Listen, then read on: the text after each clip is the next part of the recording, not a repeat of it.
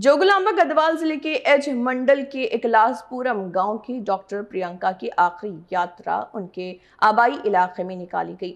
आंध्र प्रदेश के राजमुंड्री के करीब पेश आए वाकये में डॉक्टर प्रियंका की मौत के बाद रियासती वजीर एक्साइज व सयाहत जूपल्ली कृष्णा राव, गढ़वाल के रुकन असम्बली बंडला कृष्णा मोहन रेड्डी और साबिक रुकन assembly doctor SA Sampath Kumar ने शिरकत करके खराज अकीदत पेश किया। वजीर जूपल्ली कृष्णा राव ने वाकये को इंतहाई अफसोसनाक करार देते हुए कहा कि जिम्मेदार मुलजिमान को कानून के मुताबिक सख्त तरीन सजा मिलनी चाहिए। उन्होंने फास्ट ट्रैक अदालत के जरिए जल्द इंसाफ का मुतालबा किया और कहा कि मुतासरा खानदान के साथ तेलंगाना हुकूमत हर मुमकिन ताउन करेगी। డాక్టర్ ప్రియాంక హత్యకు నిరసనగా ఐజ మండల ప్రజలకు విజ్ఞప్తి.